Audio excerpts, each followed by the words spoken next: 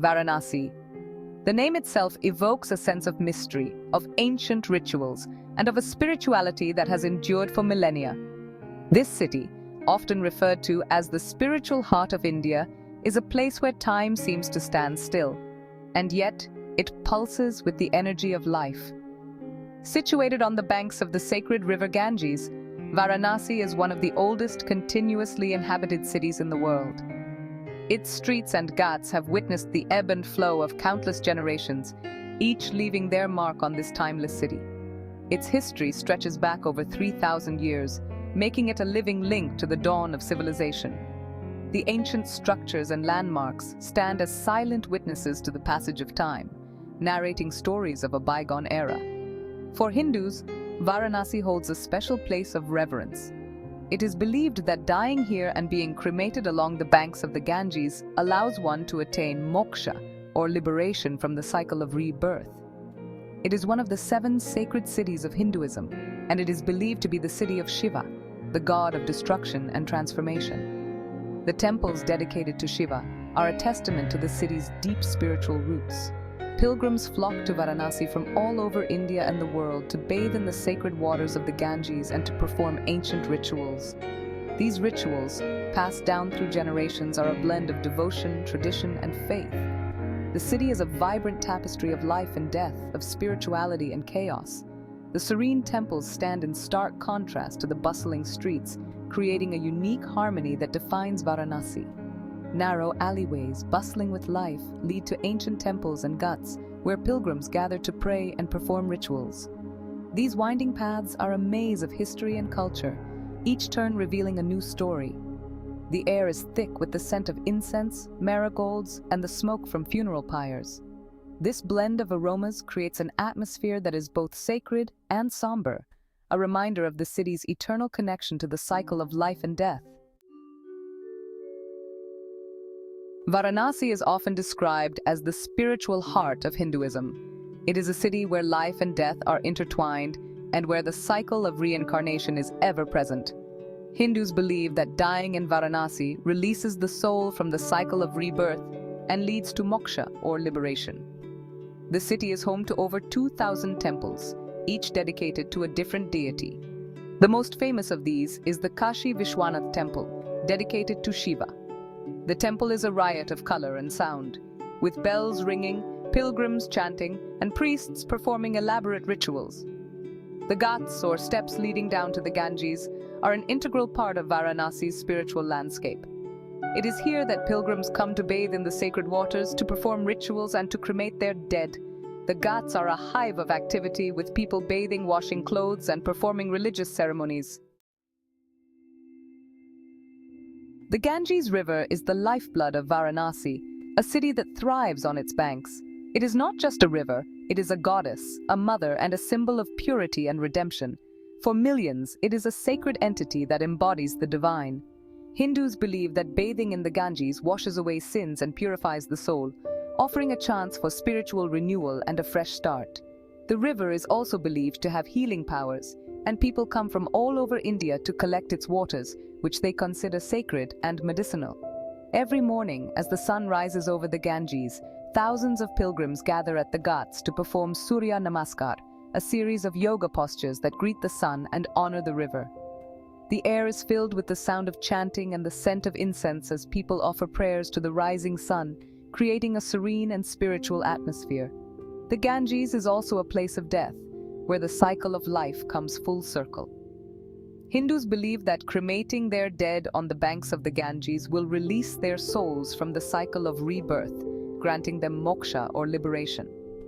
The burning ghats of Varanasi are a stark reminder of the cycle of life and death, a poignant testament to the river's role in both beginnings and endings. Despite its sacred status, the Ganges River is facing a serious pollution crisis. Industrial waste, sewage, and the ashes of cremated bodies have all taken their toll on the river's health. The pollution poses a serious threat to the environment and to the millions of people who depend on the Ganges for their livelihoods. The Indian government has launched several initiatives to clean up the Ganges, but the task is daunting. The pollution problem highlights the tension between tradition and modernity, and the challenges of preserving India's rich cultural heritage in the face of development. Despite the pollution, the faith of the pilgrims remains unshaken. They continue to bathe in the Ganges, believing that its sacred waters have the power to purify even the most polluted soul. Section 5. A tapestry of rituals. Varanasi is a city of rituals. From dawn till dusk, the ghats come alive with the sights and sounds of religious ceremonies. Pilgrims perform Aarti, a Hindu ritual of worship, offering flowers, incense, and lamps to the river goddess. Priests chant mantras, the air thick with the scent of sandalwood and marigolds. One of the most important rituals performed in Varanasi is the puja, a religious ceremony performed to honor a particular deity. Pujas can be simple or elaborate, and they often involve offerings of food, flowers, and incense. The ghats are also a place where people come to seek blessings from sadhus, Hindu holy men. Sadhus are often seen meditating on the ghats, their bodies smeared with ash and their hair long and matted. They are revered for their spiritual wisdom and their ability to renounce worldly possessions. Section 6. Death and rebirth on the ghats. Death is an ever-present reality in Varanasi. The burning ghats, where bodies are cremated, are a stark reminder of the impermanence of life. But death in Varanasi is not seen as an end. It is seen as a transition, a release from the cycle of reincarnation. Hindus believe that if a person dies in Varanasi, their soul is guaranteed liberation from the cycle of rebirth. As a result, many people come to Varanasi to die, spending their last days in prayer and contemplation. The cremation process is a public affair, with family members and friends gathering around the pyre. The body is wrapped in white cloth and carried to the ghats on a bamboo stretcher. The eldest son lights the pyre and the flames consume the body, releasing the soul into the next life. Section 7. The Burning Ghats, a story of life and death. I stood on the ghats, watching as the flames consumed the body on the pyre. The air was thick with the scent of incense and the sound of chanting priests.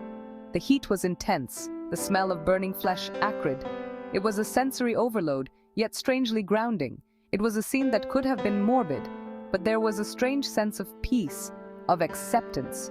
The people around me seemed to share a collective understanding of the impermanence of life. A young man, the son of the deceased, stood solemnly by the pyre, his face etched with grief. His eyes reflected a deep sorrow, yet also a sense of duty and honor. He had just lit the pyre, fulfilling his filial duty. The flames danced in his eyes as he whispered a final goodbye. As I watched him, I was struck by the cycle of life and death, the way it played out on these ghats every day. Each pyre told a story, each flame a testament to a life lived. The burning ghats of Varanasi are not a place to shy away from death, but a place to confront it, to accept it as a natural part of life. Here, death is not an end, but a transition.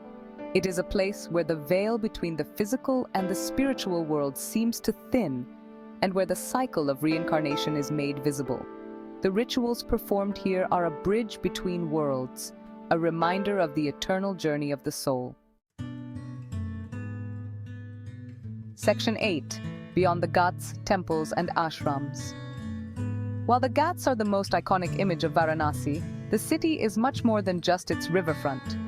Varanasi is home to countless temples, ashrams, and other spiritual centers, each offering a different path to enlightenment. The Golden Temple, dedicated to Shiva, is one of the most popular destinations for pilgrims. The temple is covered in gold leaf, and its spire can be seen from all over the city. Inside, the atmosphere is one of intense devotion, with pilgrims chanting and offering prayers to Shiva. For those seeking a more contemplative experience, Varanasi is home to numerous ashrams, or spiritual retreats. Ashrams offer a place to escape the hustle and bustle of the city, and to focus on meditation, yoga, and spiritual study. Section 9. Varanasi, a city of contrasts. Varanasi is a city of contrasts, a place where ancient traditions coexist with modern life. The city is both chaotic and serene, spiritual and earthly. It is a place where you can find beggars and holy men, tourists and pilgrims, all drawn to this ancient city on the banks of the Ganges. The streets of Varanasi are a sensory overload, a cacophony of sounds, smells, and colors. Rickshaws jostle for space with cows, dogs, and pedestrians. The air is thick with the smell of incense, spices, and exhaust fumes. Yet amidst the chaos, there is a sense of peace, a feeling that you have stepped back in time to a place where life moves at a different pace. It is a city that gets under your skin, that stays with you long after you have left. Section 10. The enduring spirit of Varanasi. Varanasi is a city that challenges and inspires in equal measure. It is a city that forces you to confront your own mortality, but also to appreciate the beauty and fragility of life. It is a city that reminds us that despite the challenges we face, the human spirit endures. Have you ever felt a connection to something larger than yourself, a sense of the sacred? Share your experiences and let's explore the rich tapestry of Indian culture and spirituality together.